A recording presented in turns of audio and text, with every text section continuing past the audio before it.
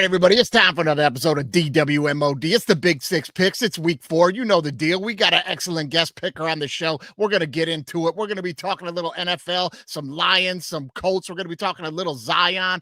Emperor Palpatine's got an ice cream machine. So a lot of crazy stuff going on today, guys. So let's get into it, Louis. We cutting loose. Touchdown. College football is now B1G versus SEC. Down, hood. If you ain't listening to All Right Bet with me and Andy St. Clair, you're throwing away money. Ready? All Lions fans drinking that Kool-Aid. Super Bowl. Hey, disagree with me or don't. That's how it works. Andy St. Clair back from Ireland. I'm back, baby. Here I come.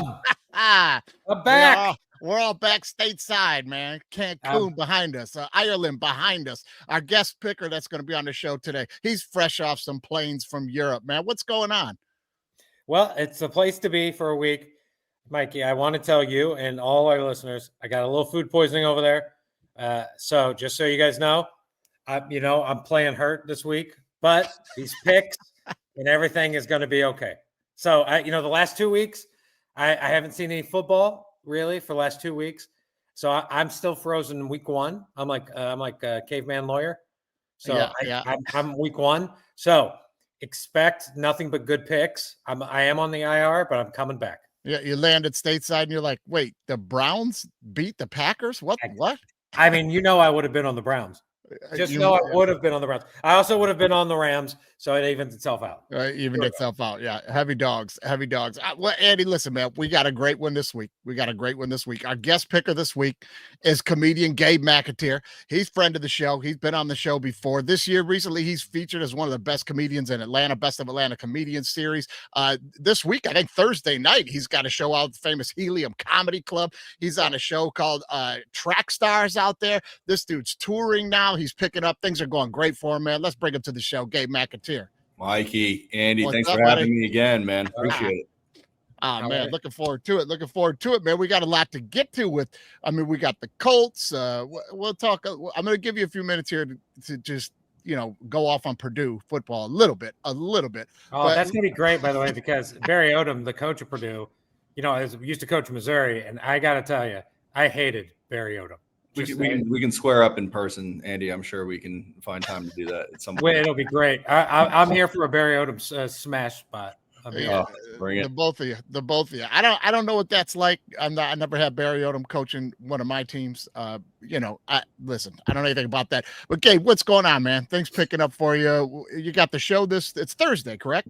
Yeah, September 25th at Helium Comedy Club in Alpharetta, Georgia. We're gonna be doing Track Stars. It's a stand-up comedy show, and it's going to be sports themed. So I actually get to do my sports jokes for an audience that is going to be ready for it. And so I won't just alienate all the women in the audience. If they're there, they know that they're there for sports related material. So I'm all for it.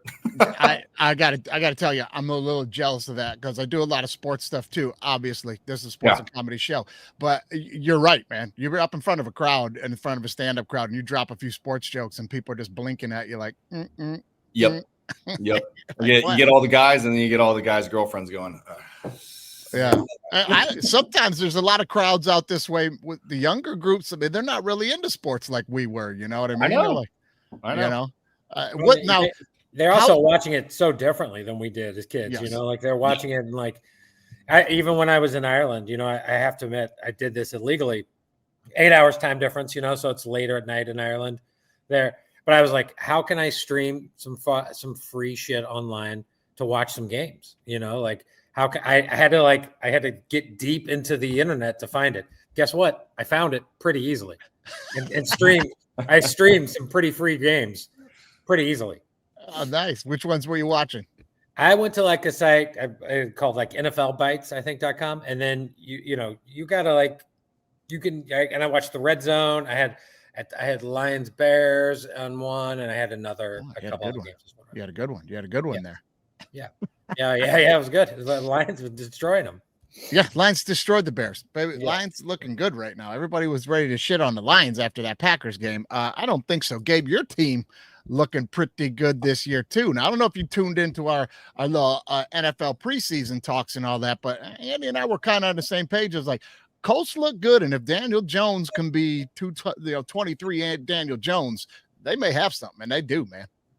Yeah, pleasantly surprised. I landed, like you said, I got off the plane in end of week one, that Sunday, first NFL Sunday, checked the score 33-8 against Miami, and I was stunned. Nobody was really expecting that. And everybody was kind of expecting the Dolphins to be, more competitive than they are now. Yeah. But to see that the Colts just went out there and absolutely manhandled them, didn't punt that game, scored on all 7 series, that's insane. We haven't seen that offensive efficiency since Manning. And right now, the stat line that is still blowing my mind is 103 points in the first 4 weeks of the season right now. No Manning era team has ever done that. So numbers that they're putting up, that Daniel Jones and this offense is putting up, it's insane. And it's not just the offense. I mean, Kenny Moore had a pick 6 in Nashville, which I witnessed in person. That was amazing. But we've blown everybody away. All the talking heads on all the sports shows on ESPN, wherever, are stunned. And I'm all for it. It's the biggest surprise in the NFL. It's one of my regrets, Mike, is I always say, I'm always like, when you pick a division winner, future, I always say pick the last place team, right? Just always, and just pick, like, take the Titans, take the Dolphins or Pats or whoever to win the division, because you'll hit on 1 or maybe 2. And then that'll cover the other 8 bets you've made, like pick the Giants to win the NFC East, blah, blah, blah. Yeah, should have took the Colts. Right. Yeah, I should have taken the Colts. I couldn't decide in the South. I was like, Titans, I took because the odds were better, but I was like, it really was down between the Jags and the Colts, who I wanted to take, and I think I went with the Jags, and I regret it. A lot of people took the Jags. I think a few people took the Texans, but I'm like, their offensive line is porous. Terrible. That poor Texans, man. Like, get Stroud an offensive line. You have the quarterback, and they legitimately have the defense. What if they've been giving up more than 13 points all year? I'm like, this defense is legit. I'm like, come on, man. Man, Texans can't run. Can't run. If you can't run and Stroud seeing ghosts, and it's over. It's like they're not going to win 9 games. King Kong. And you have your division rival in the Colts as a use case for what happens when your generational quarterback does not have an offensive line. Right. So I don't know how the AFC South has that as an excuse. From Gabe McAteer's mouth, you heard it. The Houston Texans are trying to Andrew Luck, CJ Stroud. That's what they're trying to do to him, man. They're trying to run him out. Yeah. It's bad. It's bad. Well, listen, I just want to remind everybody before I give you your 5 minutes on Purdue football here, guys. Yes. Here's the show here. Track Stars, Helium Comedy Club this Thursday. Awesome lineup at this thing. Go ahead and check that out. Now, Helium is, you said already, it's up in Alpharetta. I'm still kind of new to Atlanta, so I'm like, that's where it's at. Alpharetta for you guys that don't know. Check that out. Now, Gabe, Purdue football. Let us know what's going on. What do you think? Are they turning the corner a little bit? We knew it wouldn't be quick. What do you think? You happy? No, Purdue, as a Purdue football fan, it takes us. We have to do kind of, in a sense, I'm going to compare them to kind of the Pacers. We're not a big and name franchise that can go out, especially in this new era of NIL, and just pick the 5-star recruits and pluck them away from schools. Right. So for us to get good, you have to cultivate talent. Cultivating talent takes time, and you have to get people that want to be there to stay, which is difficult. We saw Purdue try to steal people with NIL when we had I'm blanking on his name, and frankly, I should be blanking on his name. Brom. No, not Brom. His successor. Whatever. And we had the 8th best transfer portal class, and what did that get us? That got us a 1-11 record. Yeah. We scored 66 points the first game, and then the rest of the season was just disappointing. Right. So Barry Odom coming in, the bar is on the floor. Starting out 2-0, we were like, well, good. You should have. You played Ball State week 1 and blanked them, as you should. Yeah. And then you had Southern Illinois University this second week. You beat them, as you should. The USC loss was actually encouraging. I don't like losing, but to see that, we gave them a garbage time touchdown in the third or fourth quarter, but it was a pick six, and it was just kind of an errant play. And you're just like, yeah, they capitalized on that. So, right. 33-17 really could be, less than. We also, fun stat, Purdue did not allow a second half offensive scoring touchdown until Notre Dame. So that's a huge sign of improvement. Okay.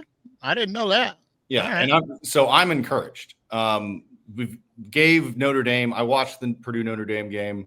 It was a little tough to watch come to the second half, but the fact that we still put up 30, and as opposed to last year where we got beat 66 to, I think, 10 against Notre Dame, that's ridiculous. That's asinine. So I'm glad to see the improvement. Purdue has one of the toughest schedules in the Big Ten this season. We've played Ohio State and Michigan, and then we've got to flip it around this week and go against Illinois. So I'm encouraged to see Purdue, at least in the progress. I'm always managing my expectations. I hope we can steal one from Illinois or Minnesota or Northwestern. But you might be able to steal one from Minnesota. You know what I mean? PJ Fleck, I can't stand PJ Fleck. Now, look, I know you don't like to lose to Notre Dame, but you can. I mean, you can saw that coming. We all saw that coming. Yeah. But let me ask you this: what are your chances of sneaking up on Indiana this year? What, are you guys going to get the Hoosiers or what, man? Oh, God. Would you just love to beat them this year? I'm just going to say yes because I have to. Do you know how much it bothers me that Indiana University is good at football? Yeah. It doesn't keep me up at night, but it's just that there's a lingering, when I'm having a good day, what I like to do to myself is just always bring myself down a peg. And then it's my inner voice just goes, IU's pretty good at football. And I'm just like, damn it. Like, yeah. I think the good thing for you is you probably have one more year of it ultimately. Cause I think Cignetti, who I love Cignetti, that dude is a for real coach. He's going to coach. I think he's going to coach Florida or Alabama next year. Yeah, but why is he? He's a good coach, but he's also the most annoying person I think I've ever just seen on a football field. But I think it was a coach. This is my Odom problem, right? Because Odom coached at Missouri, right? And Odom was a linebacker at Missouri, so like I love Odom, like I want to love Odom, but Odom, in my opinion, should have stayed at UNLV, right? He should have stayed at that kind of mid-major. He's a mid-major coach. He's not a Power 4 coach. Like he refuses. He will refuse to get into the portal deeply, right? He will just kind of keep Purdue around that 4 to 6, 7 wins, and that's just where they're going to live as long as. Andy, I would kiss the ground to have 6 wins this season. Do you understand? But I don't know if you're going to. By the time Odom gets there, I don't know if you're going to want to be with Odom anymore. Look, it's going to take a long time. Well, here's the thing: there's not a lot of college coaches in the landscape that are even kind of like worth eyeing at this point. Like that's not true. That's not true. You said for Purdue to get to Purdue's a big time university. It's in the Big Ten. There's coaches at like North Texas coach. That guy's going to be up for the Oklahoma State job. Like that dude's a real coach. Like my point is like Purdue is at one of the conferences, the 2 biggest conferences in the fucking nation, right? SEC and Big Ten. That's it. Coaches will come there. And they will want. You could get a stepping stone coach like a Cignetti, the guy from Texas State, maybe. 100%. I think it's possible that, like, I'm sorry he wasn't successful at Missouri, but to use your own point against you, he just turned UNLV into 2 back-to-back. But that's what I'm saying. I'm saying he's a mid-major coach. We need so was Cignetti at one point, though. So it's like you got to at least give him a shot. You got to keep giving people shots. If everybody's just going to stay at their same level, well, then college football is going to be pretty boring. But he got burned. And he got burned at Missouri. But yeah, I think at Purdue, Purdue has to take swings. Purdue has to take swings, and Odom is not a swing. Odom was safe. Who was on the market other than Barry Odom that year? I think there's tons. It was at a weird year in college football too. It was like there weren't a lot of coaches on the hot seat to be able to even be considered. So I'm going. But I'm thinking like just pick the new current JMU coach, right? That guy who's been there for a couple of years. That coach is awesome. You're telling me that coach would not leave JMU for Purdue? He might not have got that shot after what JMU did last year. Supposed to be in the playoff, and then they got beat by ULM, and then they got beat down the stretch by. He's a way more interesting coach for Purdue than Odom. He doesn't have the resume. You know what them schools are going to do. They're not going to take a shot to get a guy with a resume. Look, I get it. You're burned. You're burned on him from Missouri. No. In 3 years, when we're looking for a new Purdue coach, please remember this conversation, and please take a new coach. Please take a younger, more aggressive coach. That's going to be every team in the Big Ten that finishes 6th, 7th, or below is going to have a new coach every 3 years. I think you give Barry Odom, because what I'm really encouraged by is, I don't know, I mean, Andy, you're not watching Purdue like I am. I'm watching them very closely. The improvement on the field has been immense. And so I'm going, clearly something is working. Obviously, we have to manage our expectations here, but I can't be mad at Barry Odom, and I do have to give him 1 year to show us just, hey, I'm in this. I'll get the guys around me that I need in year 2 and 3, and that's where we really need to make the decision. See what they do in the conference, if they can knock a few teams off. But maybe the future's bright. Maybe there's storm clouds on the horizon. We don't know. But here's what I do know. I know that we got to get into some quick hits here, guys. We got to pay a few bills, and we got to check in with our man Gordon Butterfeld on the call for what just happened at True Laundry Detergent. What just happened? What just happened is brought to you by True Laundry Detergent. It's a locally owned company, and these fellas live in the neighborhood. They're saving you money. That's 101 loads in one bag. They got laundry detergent and fabric softener. They've even got dry sheets for you. Got sensitive skin, they've got the free and clear. No fragrances, no dyes, no additives. Or if you don't like liquids, they've even got the detergent sheets. Just drop one in every load. There's 60 loads in that box. Just head on over to thetrueproducts.com for all your laundry needs. And don't forget to use your code CUTTANDLOOSE1 to get you 10% off your first order. That's True Laundry Detergent. It's Gordon approved. Young Cody Pembroke feeling rizzy and drippy in that Toyota Prius. Ho-ho, Snake Eyes! Caught him slipping and he lost it all. Oh my, let's see where Window Jack got the jump on Froggy Fresh. It looks like Cody's got some time to kill while he waits on those waves to come in. So he's counting up a boatload of cash. Looks like about $31 bills. Oh, that won't last you 20 minutes in the club, young man. I can see you've got a XXX watch, but you sure don't know what time it is. But at least he's being safe. That seatbelt kept him right in place.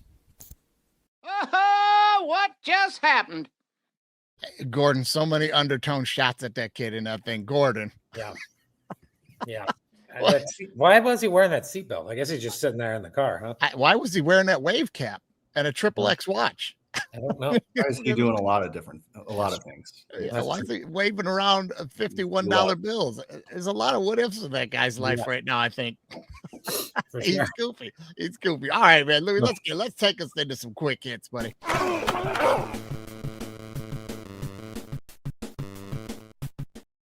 All right, Gabe. Now, I know you're a big Dodgers fan since you were a kid. Grew up a big Dodgers fan.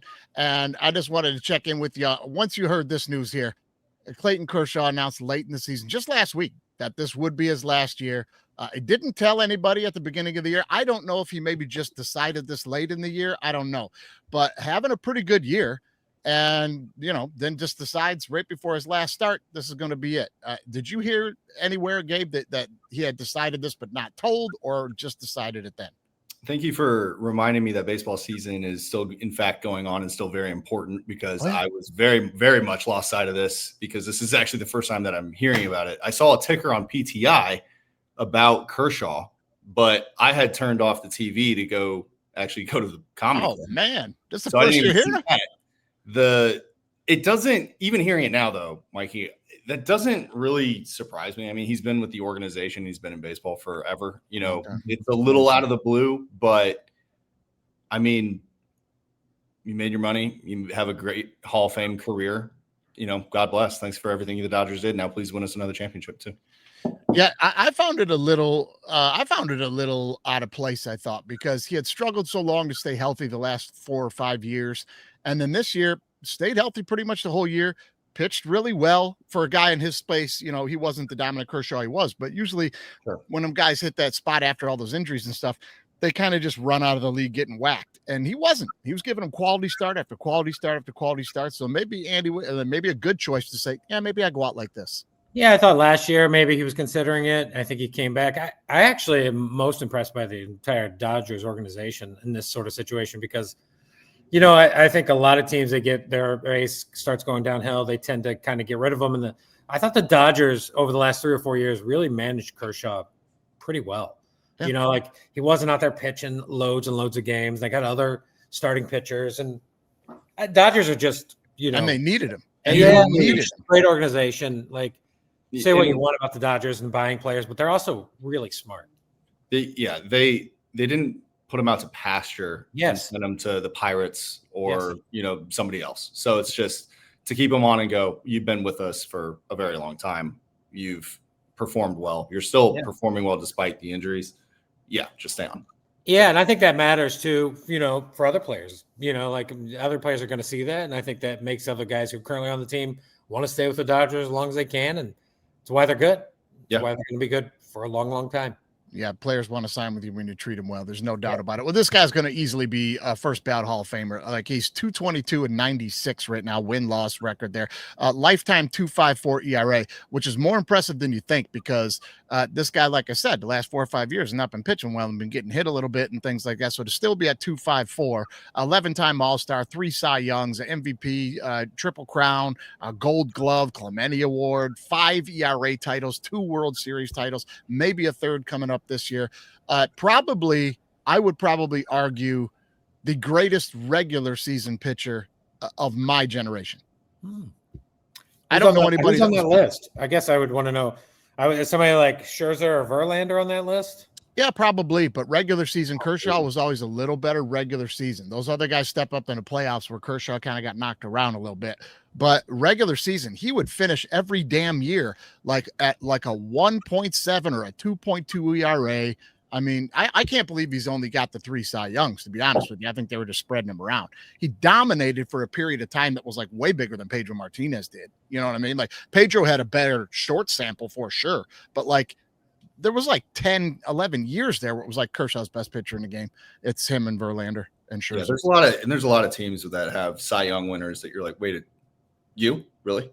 Like you're right. You're just like, who are you again? So, but his resume is just clearly impressive. So I hate to see him go, but at the same time, you know, I'm sad to see him go, but the Dodgers, it's not like we're going to not find someone. So our farm system, and then we have deep pockets. We just do. So, well, hold your breath because here come the Padres. They're 1 game back of you right now with, I think, 5 games to go. And they're playing some dogs, and you've got some real teams on the horizon. So this thing could go down to the wire. Yeah, I expect it to. I mean, the Dodgers Padres, that rivalry is just they never go away. It's just always we're a constant thorn in each other's sides. Yep, I'm hoping to cash a couple of tickets we handed out before the season started, Andy. That long money on Padres to win the West because everybody was going Diamondbacks Dodgers, but we got the money on them. All right, let's jump to this. You want to get into that? Okay, we're going to get into something right here, Andy. This is for you. All right, Louis. All right.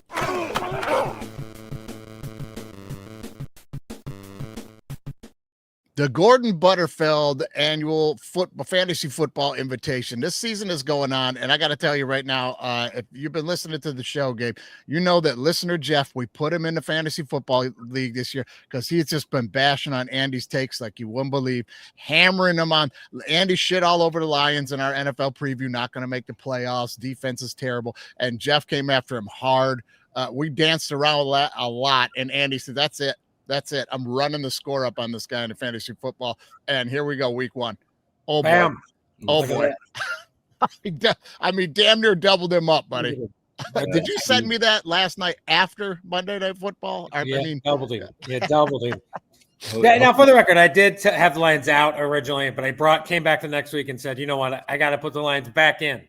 I just didn't have them winning the division. Yeah.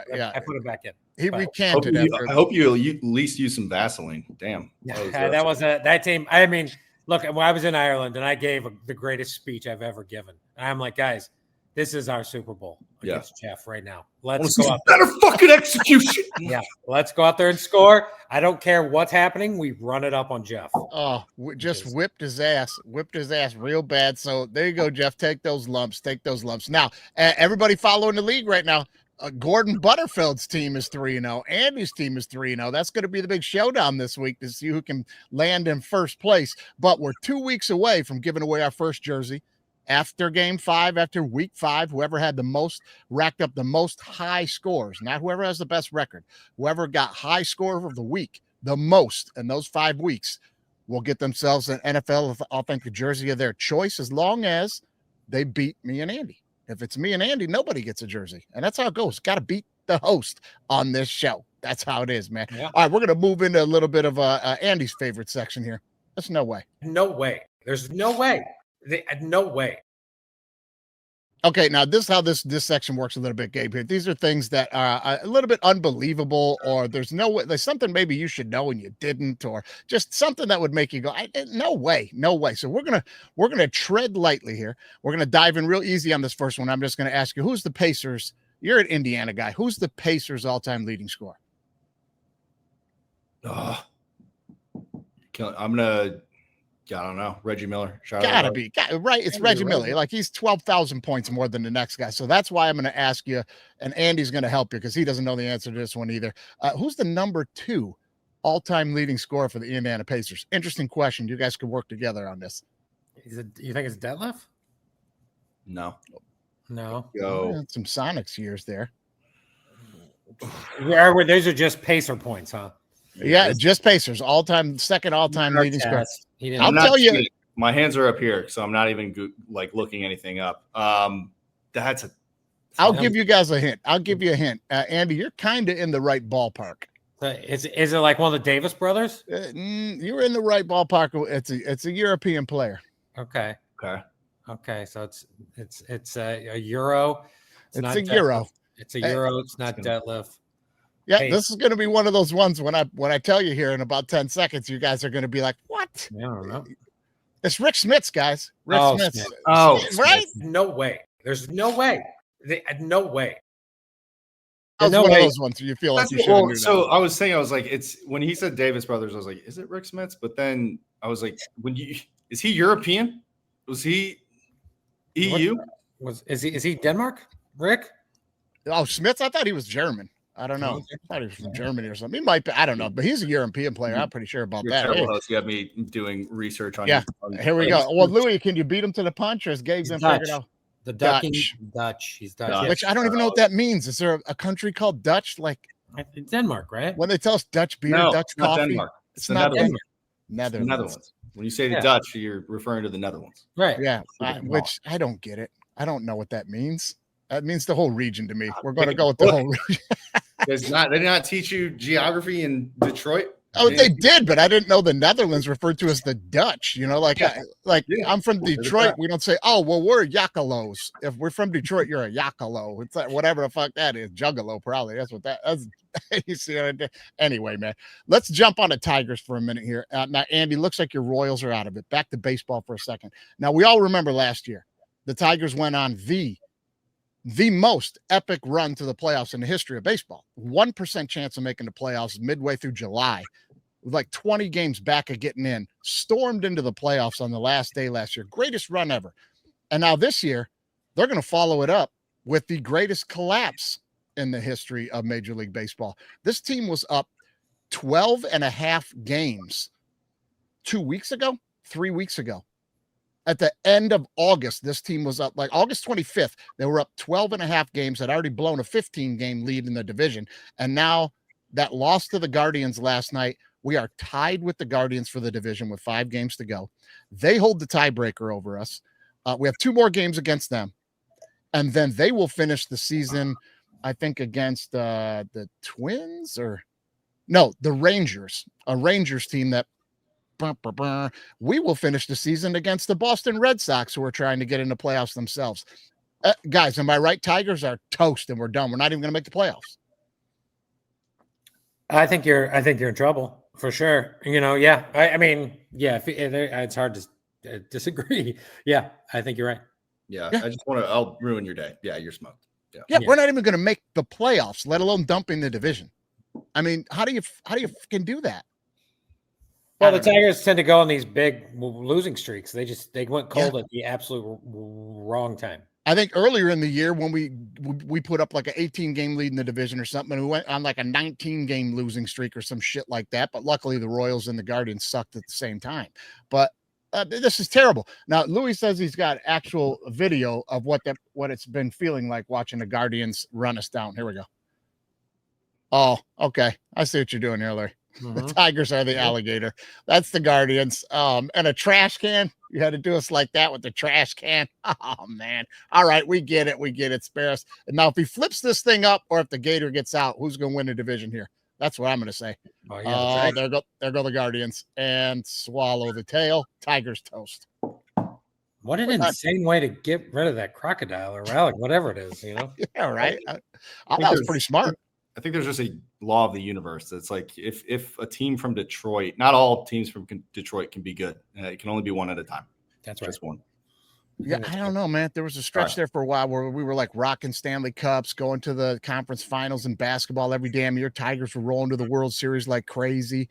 The Lions were the only team that was bad in that stretch there. But I think Ben Wallace put a pox on your city for that. It's the malice in the palace. It just now looms over and it just hangs over Detroit. Hey, you're putting that on Ben Wallace like a thinning ozone. And it's just. I mean, Ron Artest. One thing now, one thing at a time. I love how you glossed over Ron Artest and try to hang that on Ben Wallace. That deserves a no way. No way. There's no way.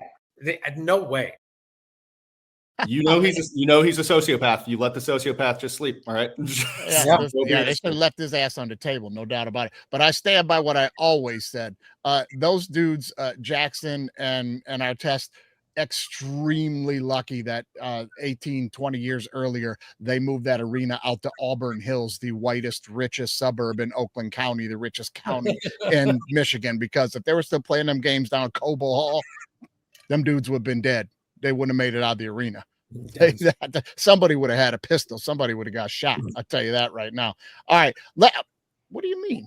We're not playing no way again on that. Now, listen, let's play a little game here, guys, called Which Would Happen First? Okay. So we're going to jump on this. So which would happen first? Actually spotting a bald eagle catching his prey and flying away, or a McDonald's ice cream machine that actually worked.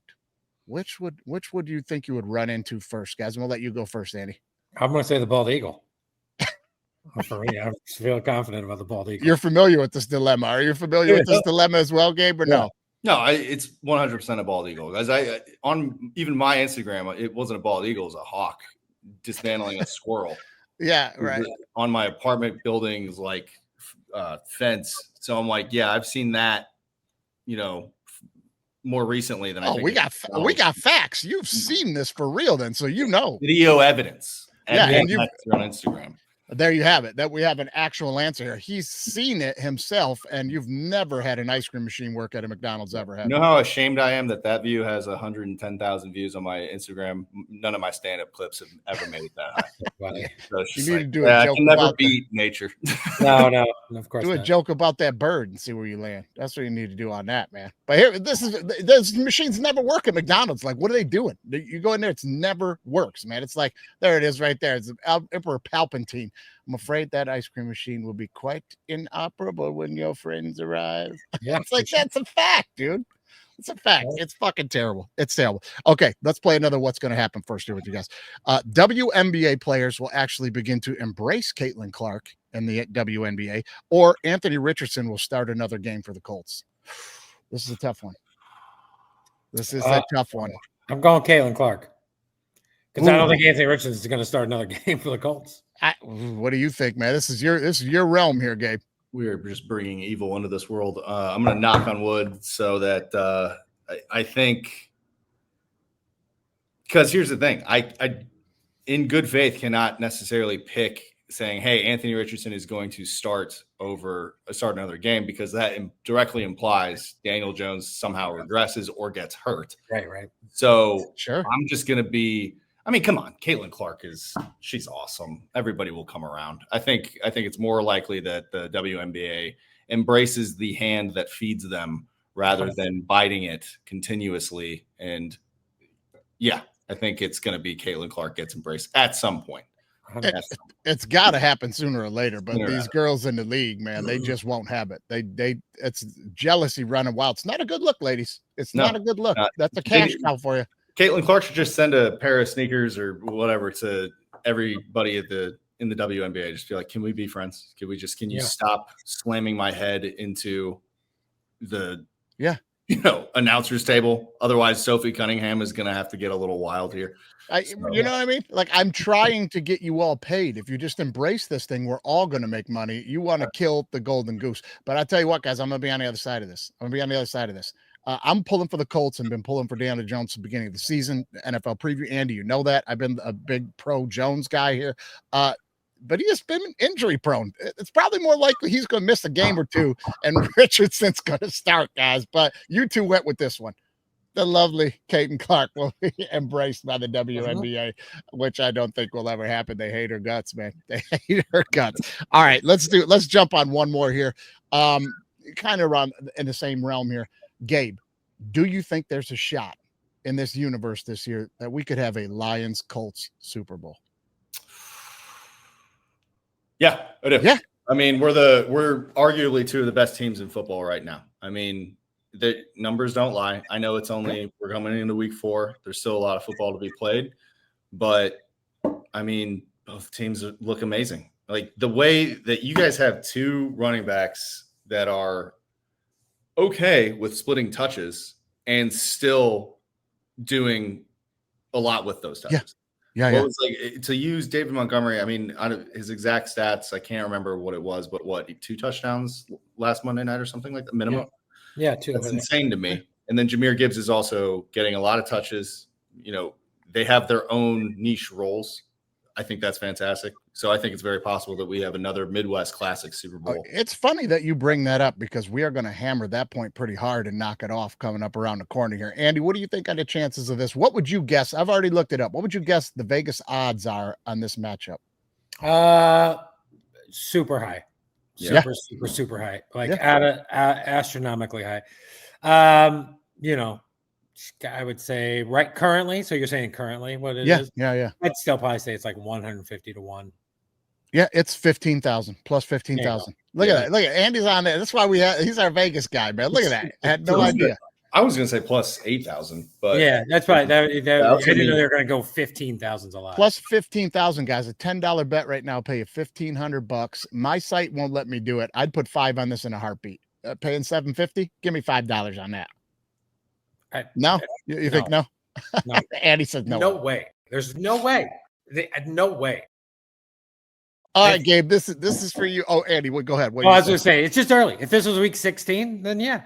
Maybe. Yeah, I mean that is. I mean, like Mikey, we're both kind of two franchises that have seen a lot of bad luck recently in recent years. So maybe chill out. Like let's manage expectations. You've seen a couple of Super Bowls and you've seen some great quarterbacks like Luck come through, and you've been on the verge. So you've seen it fade, and now you're like optimistic to work and go again. I've lived my life in a toilet here. So listen, we're all in. That's why you Lions fans are crazy right now. We're like, put the gear on.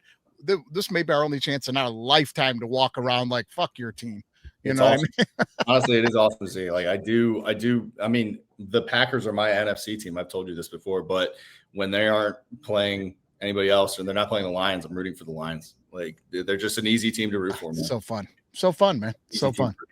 They are fun. All right, now this is the part of the show where Louis likes to try to come after the guests. So you're on the hook here for a couple of questions and things you should know about Indiana.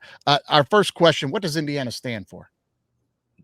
What does Indiana stand for? Like, what's the meaning of the name of the state? What the root like breakdown? This is a Latin. Like, what does it mean? Oh God. You'll probably figure it out. Tell you what it means to me. Nailed it. Oh, he might have burned you, Louis. He might turn the tables on you. Only excellent sports, cornfields, chicks with big tits. That's what Indiana stands. That's what Indiana means to me. Chicks with big tits. Put that on the fucking when you drive into Indiana, like the welcome to. Well, no, we call it the crossroads. It's the crossroads state, welcomes for you. Or maybe I saw something like that. There's more interstate intersections in Indiana than any other state or something like that. I also saw we give you every opportunity. We give you every direction that you can imagine a chance to leave our state. also leads the country in automobile deaths. I just want you to know that because of all the intersections. I'm guessing on that one. I'm just saying probably a lot of drinking, driving, cornfields, and intersections. That's what's going to happen on that one. Also found out that the Hoosier, Louis telling me, it was going to ask you where did the Hoosiers come from, but there is nobody knows. Like you can look it up on the internet. No, I think no one knows. I think it's even a slur for as an interchangeable slur for rednecks in Missouri. I think. Yes, I will tell you this. Yeah. So my brother-in-law, my brother-in-law went to Purdue, and my brother-in-law and my sister-in-law live in Indianapolis. A lot of my Chicago family, my wife's Chicago family, all have moved to Indianapolis. So I spend a lot of time in Indianapolis over almost every year. But when I was growing up, especially when I was in college, right, we would call people Hoosiers, and Hoosiers meant like redneck. Yeah, you right. So if somebody came to us and like, who's over there? Like, Rick, a bunch of Hoosiers, and so. So then that was always it was slang for me growing up as like white trash redneck is a Hoosier. I think now we know that Barry Odom is going to be the best all-time football coach ever, lead Purdue to several national championships, and we're like, you can keep your little Hoosier slur for the rest of the state. Yeah, you sound like a Hoosier saying that, man. You sound like a Hoosier saying that. And what Louis is telling us that Indiana stands for Land of the Indians. Land of the Indians. You didn't know that? No way. There's no way. No way. I'm going to say there's no way that's what that means. Like, how does that, this house I just moved into in Atlanta, like if it had been owned by the Millers and then I came in, didn't buy it, just kicked the Millers the fuck out of here and kept telling everybody, oh, it's the house of the Millers. That don't make much sense to me, man. That don't make much sense. All right. What is the most produced? Indiana is known for producing this snack food more than any other state, a certain snack food they produce the most of. What do you think it is? Popcorn? Gotta be popcorn, right? I'm not even gonna know. Wait, it's popcorn. Yeah. Louis says popcorn. You got that one. Oh, you're the first guest to get one right. Louis, you got stuck. He stuck the guest 3 weeks in a row. He just stuck you. Orville Redenbacher, I think, is from Indiana. Oh, all right. Well, I did not know that. I had no idea about that. All right, guys, let's jump into a little knock it off. All right, everyone. Time to do me a favor and knock it off. All right. We all know Lane Kiffin, coach for Ole Miss. Lane Kiffin's daughter, I don't know if you guys saw this, Landry Kiffin, decided this was the week that she was going to go on the internet and post this everywhere and announce this. As LSU heads into Ole Miss, Landry Kiffin is his daughter. She's announced that she is dating Whit Weeks, LSU star linebacker. She makes this announcement going into the game this week. What do you guys make of that? I don't even see what's the edge here, Gabe? I don't get it. I think she wins the "Fuck You, Dad" award of 2025. That is 100% that's all she's doing. And I apologize if I'm not supposed to swear, but that is an you can swear. Dad move right there. Your daughter's mad at you about something. She's rebellious in her college years, and she knew that this would be a problem for Lane Kiffin. Andy, why? That's my initial. I'm with Gabe on my initial guts of that, but then I was thinking about it, and I'm like, Lane is playing chess while everyone else is playing checkers. Lane has probably known this for a long time. He's probably known this for a little while, right? That's who she's dating. So Lane was probably like, go ahead. Yeah, let's put it out. Let's put it out now. Like Lane is okay with this. Lane, it's all a mind game for Lane. The Lane train is just out of control. They got that quarterback now that he got in the portal, that Chambly or whatever that everybody likes, who's supposed to be a stud. The Lane train is maybe the most fun train to just watch. I don't ever really want to be on the Lane train. No, but I enjoy watching the Lane train. So I think Lane is he's pulling the strings here. Yeah, you do not want to be on the Lane train when it turns top 5 bend He ain't beating nobody around that corner at all. So, all right. So Andy's take is that Lane is whoring out his daughter to just wear this kid out this week and keep him up late at night. That's your take? I mean, I wouldn't have said that, but that's what you said. That's what I heard. That's what I heard. I don't think I said any of those words. I mean, they do live in Mississippi, so maybe they got a little close to the culture, I guess. Maybe. Yeah. Sorry. Could be, guys. I don't know. All right, everyone. Time to do me a favor and knock it off. All right, let's double back on a little Sonic and Knuckles here. Here's what these guys did against the Ravens this week. Look at Montgomery, 164, 2 tutties. Total yards for Gibbs, 99 and 2 tutties. I mean, what are we doing here when people were shitting on the Lions after that Green Bay game? I get it. Wasn't a great game. Offense looks stagnant. Last 2 weeks, these guys have been on fire. Is this the best running back tandem in the league? 100%. I mean, is it even close? No, I don't think so. I'm not trying to think of anybody else that's, those guys would start about every other team, where there's needed running backs. I think what it tells me more than anything, though, is that the Packers defense is for real. I think that's one of the things it tells me. I think it's kind of a very legit defense. But I think those guys are the best. Easiest question you've thrown our way. They are probably the best running back duo in the league. Yeah. However, I'd still take Jonathan Taylor over either of those two guys right now. Jonathan Taylor's he's playing well. He's putting up big numbers. He's the feature back. He's putting up big numbers. But listen, I bring this up for a reason, that specific question. And Gabe, you'll probably appreciate this. I know you listen to a lot of sports talk here in Atlanta when you're in the car. It's the only choice you have. You're familiar with this guy? The Chris Thomas Tonight Show. It's on 92.9. It's the only FM sports station we have here, Andy. This guy's show is on every night when I'm driving home from doing gigs and things. And quite frankly, I don't know the guy. I'm not trying to shit on the guy. I think a lot of the times he's really unprepared and his show is bad. He just says a lot of, sometimes he didn't even know he's talking about. Like last night, he was talking about all the fumbles from the Ravens running back. Henry. Derrick Henry. And he was saying, we're going to check in with his longtime head coach. This guy's coached him for a long time. I'm like, he's been with the Ravens for 2 seasons, bro. What are you talking about? Right? High school? Right. No, that's what I mean. Sometimes he's just rambling. Saban. Saban? Right. Saban. I'm like, sometimes I just don't think he prepares for a show. Last night I'm driving home. And this guy's talking about the Falcons. Disappointed for sure. And he says on the radio, Bijan and Algiers, best running back combo in the league, because he was talking about Sonic and Knuckles here. And he's like, Sonic and Knuckles up in Detroit. He goes, they're okay. Those guys are listen, they're pretty good. I would say they're right up there, but no, it's Bijan and Algiers. And I'm like, I'm cracking up in the car. I'm cracking up laughing. So let's get a little stat comparison from my man, Chris Thomas here. Here's last season stats. Bijan Robinson, 1,800 yards. Total, right? 1,400 and 400 receiving, 15 touchdowns, so 1,815 touchdowns. Jahmyr Gibbs, nearly 2,020 touchdowns. Clearly the better back there.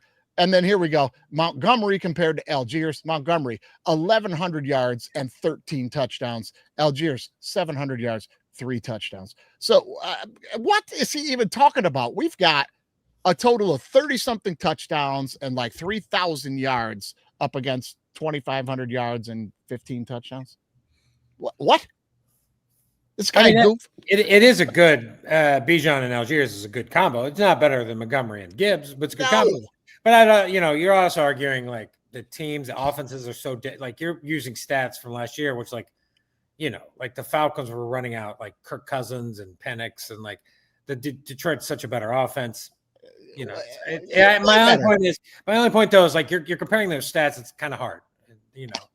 Go ahead, Gabe. Chime in on it. I'm going to take a second and say I'm a big supporter of, and I don't mean to get too political here, but I'm a big supporter of the concept of universal background checks.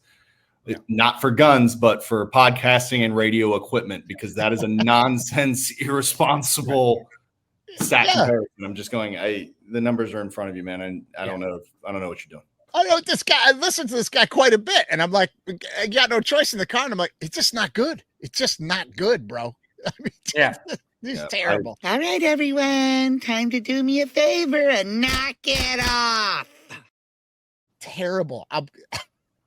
He literally said, quote, like, I think they might be up there, but they're no Bijan and Algiers. And I'm like, what the fuck are you talking about, man? Right. Anyway, I mean, what, Jahmyr Gibbs and David Montgomery damn near had 30 points to themselves in Monday night, but the Falcons couldn't get, they got 0 against the Panthers that got 30 themselves. So it's like, come on, exactly. come on. You know what I mean? Your guys couldn't even get in the end zone last week. We were dousing the Ravens with points. I'm just gonna tell you that. And now Andy knows this. Dave Montgomery's my dude. He's my dude on the offense. Like, I think he is the heart and soul of that offense. And to me, he's like the equivalent of like a deadly 3-point shooter on a really good team.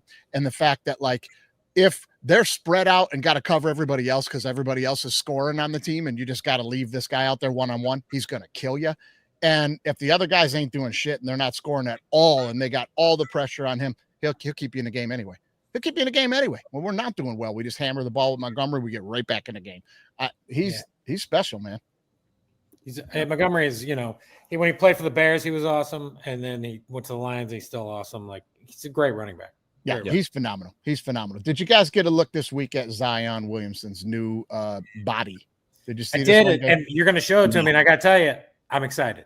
Mikey, put me on as excited right now. Go ahead. Let's see. Okay, here we go, Gabe. Here it is.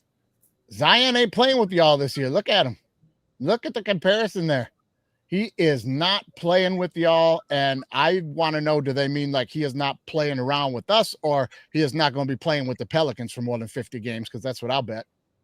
He ain't gonna play. Well, that's a good bet. That's a very good bet. He won't even play 50 games. What do you mean he ain't playing with us? He ain't been playing with the Pelicans for I don't know how many years. But did you listen to Zion talk? Did you listen to the press conference? Yeah, where he literally was talking about just taking care of your body. Like he's like, it's like, I like feeling good, and I was eating the right things, and then you're like, oh my God, dude, you're a professional athlete. It took you 6 years. Yeah. Anthony Richardson had a gaffe like that of like the number one thing that he fixed this season going into this battle with Daniel Jones was his diet. And I'm like, look, I'm not going to bash Anthony Richardson anymore. And I'm not even bashing him on this podcast. No, it's not his fault. I'm just saying, like, because I think he's a great teammate, but I'm like, dude, that's not how you win a quarterback competition. You need to do a lot more other things. And I mean, if diet's the only thing you fix, Zion. Well, all right, let's see if it works. Yeah, we'll see. We'll see how that goes. So I'm going to say give me that diet. Games. Yeah. Will Zion play a whole season this year and be any kind of what we thought he was going to be? All right, everyone, time to do me a favor and knock it off. I'll have to show it to me first, buddy. I'm not buying it. All right, guys, that is going to take us into the ULM report. It's talons up, baby. ULM Warhawks report for the weekend. I don't know if you guys tuned in to the game this weekend, but the ULM Warhawks were at UTEP. UTEP, a big favorite in this game. UTEP, everybody, a lot of dark horse to win their conference this year. The teams thought they were going to be explosive. They got the former #1 recruit in the nation at quarterback. They were number 4 in the nation, tackles for loss. Fully expected to win this game. Didn't happen that way, guys. Didn't happen that way. The Warhawks walked in there and we pounded them 31-25. They got a late score. We held on to win the game. It was phenomenal. It was phenomenal. What was ULM? What were they? Dogs. How many points? 6-point dogs by the time it went off. I think around 6.5. Started at 4.5, went up to like 6.5. Everybody fully and from minute one, our first drive of the game was 98 yards, 4 plays, touchdown, and that just was it. Opened the gates and we pounded them. So Andy, you know what that means now. We're trying to go bowling this year, baby. We are trying to go bowling. 4 to go. We just need 4 more wins, baby. 4. I hope we get it. And maybe we'll play Purdue. That's possible. I'm not ruling it out. And then we can go. Then we can go to the game, man. I'll get us tickets. I'll go. That'd be great. That'd be great. All right. Well, on the horizon this week, another team that was preseason darlings to win their conference. A lot of dark horse picks on Arkansas State to win the Sun Belt this year. They're not off to a good start, guys. They're not off to a good start. They are 1-3, and last weekend they just traveled up to Kennesaw State and got beat. So I don't know what to expect with this team, man. I don't know what to expect with them. They're coming to ULM this weekend. We're going to the game. It's homecoming.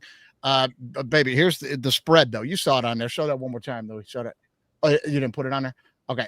It's 4.5, and the over-under is at like 49 or something like that. I'm going to tell you right now, beyond the Warhawks and the under. Beyond the Warhawks and the under here, guys. We're going to get this third win this week. And do you think they're going to get it? I do think they're going to win. I kind of wanted to take the over though. Yeah. Oh, you think, huh? Yeah. Okay. We're really kind of a take the air out of the ball type of team. Last week we just scored a lot of points. Scored a lot of points. But I like you all of them. All right, well, hey, we'll see. Gabe, I know you're not following the team that closely, but these are two teams. This is a game both teams need to win. No, I'll take you. I'll take you on them, and I'll just follow your lead, Mikey. Because I'm as far as knowing you and knowing your allegiance to the school, I'm in. So I'm telling you, Aiden Armenta is the quarterback that Vincent brought with him from New Mexico last year. He's a freshman, took his lumps. I think last week was a big breakout game for him. That was not a St. Francis team he's throwing the ball around on. It. UTEP team is good, and he had a breakout game. So let's go. Let's go ahead and get it. Warhawks, talons up. Let's go get him this week. And that's going to take us into the Big Six pick, guys. The Big Six picks. Here it is, the biggest 6 games of the week with the guest picker this week, Gabe McAteer. And this is brought to you by the official beer choice of the DWMOD podcast. That's Old English 800. Now, let me ask you this. Gabe, when you're tailgating, what's your beverage of choice? Everything you've seen. Sure. But if you had your choice, you walked over and you just opened up the cooler and you had that. Oh, this is great. Is this where I'm supposed to support your brass monkey? Is that? Yeah, without saying it though, you're supposed to just do the bit, man. Just do the bit. No. I wanted to tank this because I don't like it when people tell me what to say. No. Oh man, he's so Irish. He's so Irish. Here we go. Brass monkey, that funky monkey. Brass monkey, chunky. That's it, baby. That's it. We're going to get ourselves a couple of big cans of Old English 800. We're going to really splash of orange juice, having some Old English 800 brass monkeys this weekend to enjoy the games. Now, we got a big game on the docket for you this week, Gabe.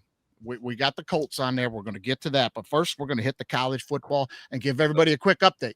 You're up against it here, buddy. The guest pickers, for the first time in this show's history, are in the lead for 3 weeks now. 3 weeks they've held the lead on us. The guest pickers, Andy, we got to get our shit together here, man. Last week we bring Louis out of the booth to make the picks because everybody's out of goddamn town, and him and I tied, so we didn't beat the guest picker. You know how this bit works, right? He's supposed to dump so we can win. He's on the damn crew. Anyway, right now guest pickers are 10-7-1. Even against the spread, the over under. I'm in second place at 8-9-1. -2 against the over-under, and Andy's at 7-10-1, -2 against the over-under. So let's get to it, Gabe. You got a lot of pressure on you. Don't let us catch you. Don't let us catch you. Game number one. Lane Kiffin's whole chess game plan with his daughter. LSU +2.5 at Ole Miss. The over-under 54.5. What do you think?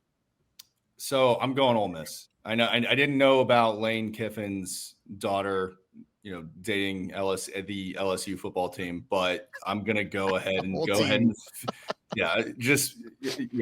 was only one player, and I'm going Ole Miss. And I will, and I'm actually, you gave me, I'm going to take the over. Actually, it's like, if this is going to be, I think, a pretty good kind of shootout. So, maybe Lane Kiffin actually finds clarity through violence in his mind, and this has an awkward Sunday dinner with his daughter, come this Sunday. So sure. Well, I'll tell you what, man, I'm going to be on LSU here. I'm going to be on LSU, which I normally am not. I'm not a Kelly fan. I have not been too impressed by Ole Miss this year. I think they're getting a lot of benefit in the Vegas odds and the rankings and everything from just being SEC and Lane Kiffin and all of it. They have not blown me away one bit this year. And LSU kind of has. They've kind of looked good. Their defense looks legit. I'm going to go against this. Screams over. This game screams over, but I got to go against that, man. I think this is going to land on the under. I think some defense is going to show up. Ole Miss not scoring like they used to, and the LSU defense looks good. I'm going to take LSU in the under. Andy, what about you? I'm also going to take LSU.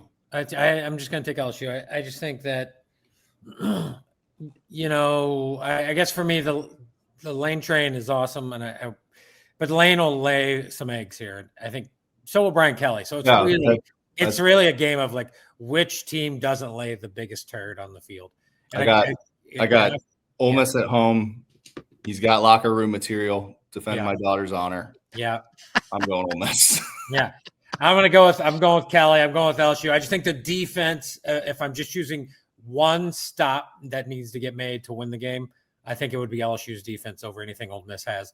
So that's why I'm taking that. But I'm taking the over. I'm Yeah. going over in LSU. Definitely. I get it. This game screams the over, but man, I've been so wrong on what I think on over-unders the last week. I'm going to switch it up. Okay, let's jump to the next one here. Big Ten matchup. Oregon +3 at Penn State. The over-under here, 52.5. Guys, I'll jump in first here. James Franklin's going to have to show it to me. I'm sorry. I get it. Since it's before the season started, we heard so much hoopla of all these Big Ten and SEC teams that were going to be so great. And now we're starting to find out that the money and the NIL and everything is also controlling the media narrative. It's good. So I can't buy into it. Penn State's got a great football team. Franklin's going to have to show me he can do it before I'm going to believe it. I'm going to take Oregon and the 3 points, guys. And I'm going to take the over on the 52.5. Andy, what do you think? The over. I love the over in this game. Penn State. I think Penn State is one of the best 2 or 3 football teams in the nation. I get they played nobody, but neither is Oregon. Oregon is, yes, they destroyed Oklahoma State. Oklahoma State fired their coach 2 days ago. Bad.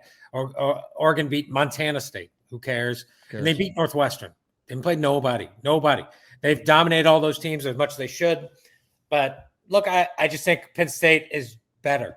And they're at home. They're a field goal or less. Home team's going to find a way to win. I like Penn State in the over.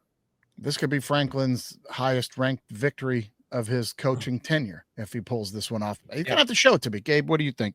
Yeah, I'm going Penn State. Weird things happen in Happy Valley. So I'll take the over. Although I do I don't know the exact stat line on this, but every time I feel like I watch a Penn State night game, the score ends up always being like 17-14. But I'm going to go ahead and take the over on this one.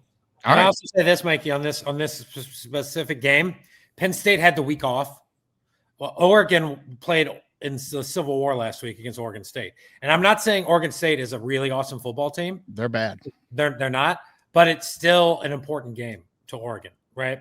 Sure. Penn State just sat at home and just watched that game. So I like that extra week of rest for Penn State. I think that's an important. Yeah, we'll see. We'll see, man. I'm just going to be on Oregon. You're going to have to show it to me, Franklin. You're going to have to show it to me. All right, let's jump to this third game, college football. Alabama +3 at UGA. The over-under here, 52.5. Andy, you jump in. Over. First thing I would say about this game is that the Georgia defense isn't what we remember it, right? Everybody thinks the Georgia defense is awesome. And it is good. It's just not what it was 3 or 4 years ago. So each team coming off a bye, I think Alabama and their coaches are going to look hard at that Tennessee game, right? Where Tennessee had Georgia on the ropes and basically dumped about 40 on Georgia. But I think this is the last game for Georgia. If the quarterback, Gunnar Stockton, does what I think he's going to do, I think we can probably move Georgia up now, right? To a true national, because with some of these teams like Alabama, Georgia, Texas even, like we're not really sure what we're getting out of the quarterback position, right? We don't know what we're getting out of Arch yet. But I think Gunnar has another really awesome game or a good enough game. We're going to know what we're going to kind of get. And I think Georgia will be set to get into the playoffs from here. So I like Georgia. I like the 3. But Georgia doesn't lose at home. Like they just don't. I don't think they've lost at home in like 5 years. I don't think they're going to lose to Alabama. What I think is most interesting about this game is that if Alabama gets blown out, I think Alabama will start to lay down the rest of the year. And I think DeBoer is in a lot of trouble. If it's close, then I think Alabama might fight the rest of the year. Because I only say this because October 11th, Alabama comes to Missouri. It's a huge game for Missouri. Huge. So if Alabama loses this game, then that's going to be, I'll be interested to see what they do at Missouri on October 11th. So that'll be a big game for Missouri. But I think Alabama's going to fight. I think it's going to be close, but I'm going to take Georgia in the over. You take Georgia in the over. Gabe, what about you? I think everybody's playing for their jobs at Alabama, but I'm going to take Georgia because the reports from everybody just online, ESPN, McAfee show, something's going on in the locker room in Alabama. Things aren't looking good. Give me Georgia, but I'm going to actually go ahead and take the under.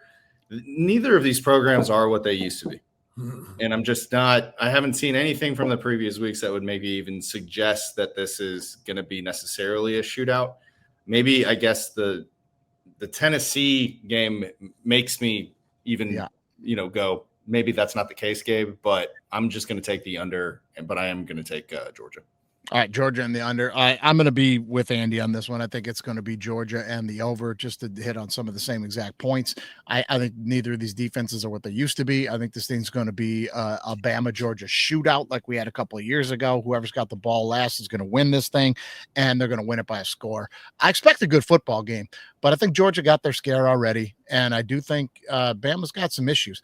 Bama comes out of this game with a win. I think we put a lot of stuff to bed on what's going on down in Tuscaloosa, and I think they're on the right path, obviously.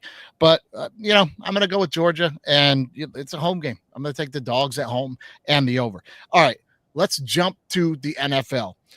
Now, before we jump to the NFL, we're just going to do it. Let's jump to the NFL. With Packers -6.5 at Cowboys, 47.5 is the over-under. Andy, go ahead. Go first here. Dude, I hate this game. In general, I would say pass. But look, what I'm going to take? I'm going to take the Cowboys, and I'm going to take the Cowboys on a Sunday night game. I'm going to take Dak on Sunday night. These sort of primetime games is kind of Dak-ish games. I think look, the Packers are obviously a very good football team defensively. So I like the points. I think the Cowboys somehow find a way, very similar to Week 1 in Philly when they lost but covered. I think that is what we're looking at, sort of situation here. So I will regrettably probably take the Cowboys, knowing me. I'd buy it up to 7, but for this contest, it's 6.5. Ugh. So fine, give me the Cowboys and give me the under. Cowboys and the under. Now, listen, Gabe, before we get your pick, Louis is in my ear here. We do have to do this by law, so I can't skip it because we are giving gambling tips out on the show. We are required by law to play a gambling public service announcement. Here you go. What advice do you have the kids not to gamble? So with gambling, there's no such thing as losers. There's winners and quitters. So you just got to keep going and just keep. And you got to phone a friend and you borrow money. You borrow from your mom, your dad, your sister, your brother, and just friends. And then there's no such thing as losing. It's a winning sport. There it is. Thank you. There it is. Let's go. There it is. Hey, we're required by law to ask your public service announcement about gambling. It's how we feel about it. Gabe, Packers, Cowboys. What do you think? Packers take the over. I think if Dallas even has a hope in winning this game, they have to put up a ton of points because I think the Packers can go ahead and do that. So I think this is going to be a track meet. I think it is going to be kind of like, and we just saw that the Giants put up a ton of points against Dallas, so I'm kind of going, who's a better team, the Giants or the Packers? Going Packers, give me the over. Yeah, listen, I mean, the Cowboys, they're giving it up quicker than Landry on the LSU campus. I can't do it. I'm going to do a real bad joke there about this poor Somebody's girl. daughter, Mikey. Yeah, that's not right, man. I can't say that it's true. I can't say it's not true. Let's just stick to the point here. I'm going to take the Packers. Listen, I'm going to buy right into the media narrative on this thing. I think it's personal, Micah Parsons. I think it's real personal. I think he's going to go nuts. We're hearing CeeDee Lamb is out for this game. I think Parsons he's going to be head hunting for Dak this game. Packers are going to score a ton of points after not putting up any in the second half last week. That's the worst case scenario for the Cowboys, them dumping that game to the Browns last week. They are looking to come back strong. Everybody wants this thing. I'm going to be with the Packers and the over here big time. Primetime Dak. Primetime Dak. Primetime Dak and primetime unders. I know where you're at, but that's the Vegas head right there. He'll probably be right, and he'll probably be right. All right, let's jump into another great game this week. This seems like the Eagles keep having game of the damn week, man, and they keep winning them. Eagles -3 at the Bucks. Both teams undefeated. 43.5 is the over under. Gabe, go ahead. Taking the Bucks, but I'm taking the under too. I don't know. Philadelphia this is an interesting game because the Buccaneers just have an interesting team. I like what Baker Mayfield's doing, so I'm going to take the Buccaneers.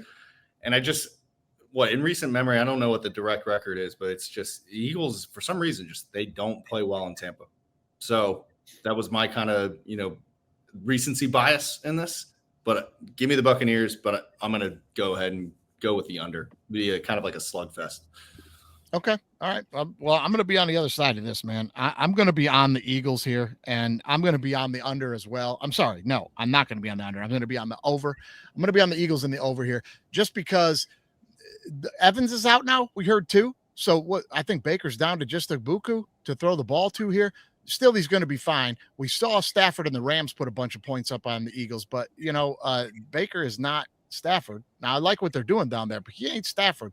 And I think the Eagles are just going to put up a bunch of points on this Bucks team that's not going to be able to convert games though. He has the way to win. That's why I like Baker. Buccaneers, man. Baker fan. This is a sexy dog pick for the week, but I'm going to ride the Eagles and their ability to grind it down at the end of the game and just hold on. I'm going to take the Eagles. I'm going to ride the over. Andy, what about you? Gabe's on the Eagles too. We're all on the Eagles. No. I'm on the Bucks. Gabe's on the Bucks. Great. So Gabe and I are the only smart guys on this thing. Look, maybe. Tampa, baby. Tampa, the Eagles versus Tampa. The Eagles have lost to Tampa like 3 of the last 4 times. Last year, they lost in Tampa, almost exact same time, exact same spot. They lost 33-16. Absolutely changed the Eagles season.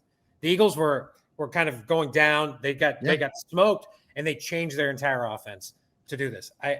This Eagles team reminds me of last year's Chiefs team, which is they're going to try to grind you down, build you, play you the way you want to play in their style, right? The Chiefs want to bring you down to the mud. The Eagles kind of want to do the same, and when they have to run and throw like they did against the Rams, they will. I love this Tampa team. I'm way in on them. I like the money line Tampa. I like Tampa to just straight up win this game. I like the +3. Yes, they're probably going to miss Evans. They have Igbuka, he's great, awesome. And they're going to get Godwin back probably. They're also probably going to get Wirfs back, which is going to be important to the line. So I just think Bucky Irving will get some run in. The Eagles are good, but obviously they're one of the best teams in football. But I like Tampa. I like the over, and I like Tampa. Last year, 33-16. I think the year before that, the Eagles won. No, yeah, the Bucks won like 25-11. Yeah, so that's what I'm saying. It's like the Bucks just seem to be a thorn in the Eagles' side. So and the year, and I'm looking at that. So the last 2 years they've played, Tampa's won both times by double digits. So make it 3. Give me Tampa. All right, you guys are on Tampa. I'm on the Eagles. This is going to be my chance to close some ground here. All right, let's jump on this last one, Gabe. We know where you're going to go, so we're going to let you bring it home. You will take it home. Andy, I'll let you go first. Colts +3.5 at the Rams. 49.5 is the over/under. Rams bounce back or what? I think they do. I like the Rams and 3.5. I think one of the things, I was flying last week, so I had to rewatch that Rams. Luckily, my YouTube TV taped the Rams Eagles game. So it was one of the full games I watched was that last week game.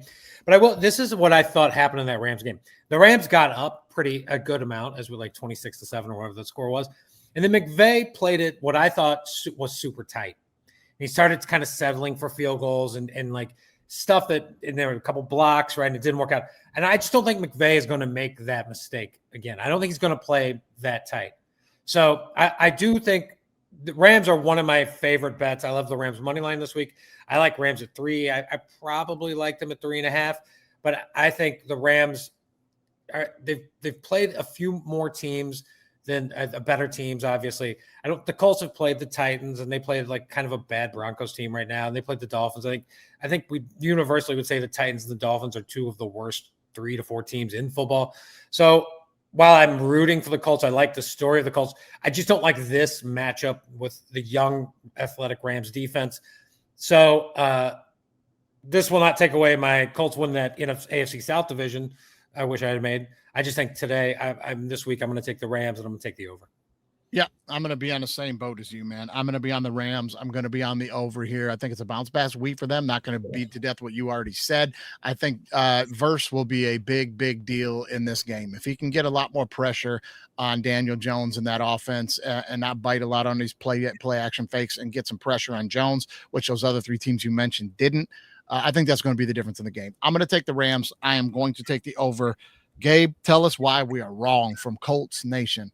Dead wrong. Dude, Colts, give me the over, and take that back, Andy. A bad Broncos team. No, that's going to win. I think you're looking at the team that's probably going to win. It's going to be between them and the Chargers, at the end of the season who wins the AFC West. But I think the Broncos are pretty good. And I think I agree with you. They're good, but they're not good right now. That's my point. And the NFL's it's just a 3-game. They're just not good right now. All right. In this sample size, you can say that about any team in the NFL. But I'm just saying. That's how you do it, though. You're saying they're going to be good in 17 weeks? Sure, but in 3, they're not. I don't know. They look solid. I mean, they make it's mostly Bo Nix making the mistakes, but for sure. Whatever. We'll let that comment pass, I suppose. But yeah, give me the Colts. And I'll take the over. I think this is going to be talk about who scores last. This is going to be that game.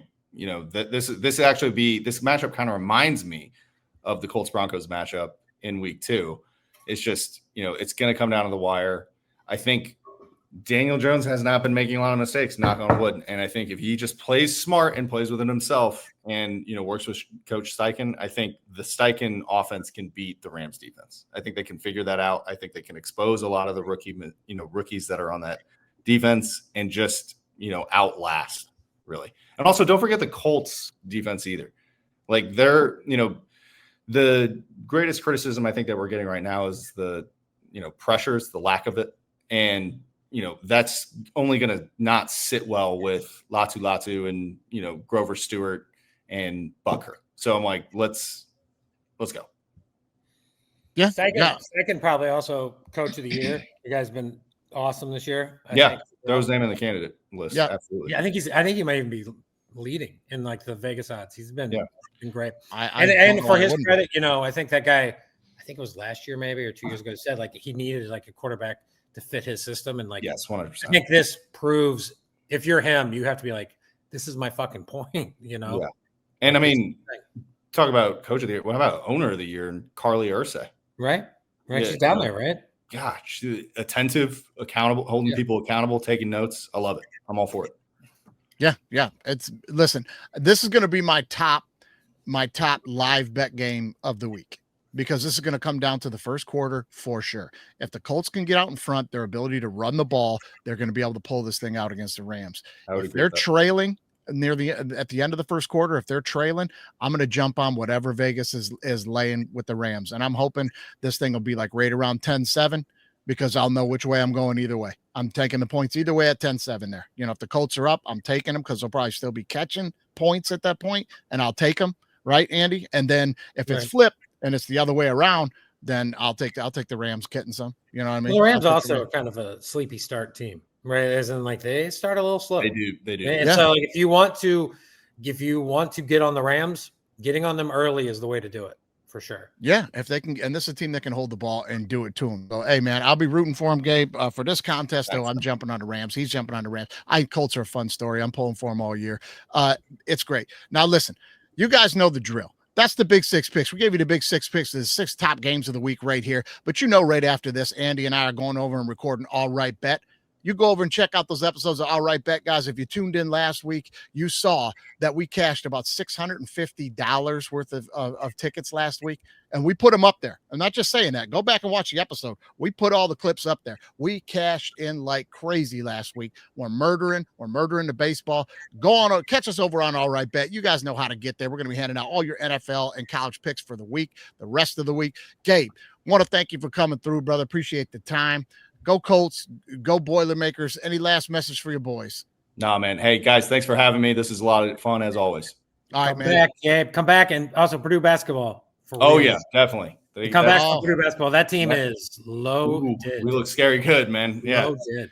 Can't wait. Yeah. They look good, man. They look good. We'll definitely have you back for Colts game later in the season for sure. That's probably we're guaranteed that's probably going to happen. And guys, we're going to go out the way we always go out here. It just seems like all the worst people in the world are in charge of everything right now, and we're all doomed. So we like to go out on a little high note here, and sports is the one thing that's going to bring everybody back together. It's sports for the win, guys. You'll listen to this crowd as Jack Kaufman, a young man that, as I mentioned, has really been adopted by this football team, just scored a touchdown.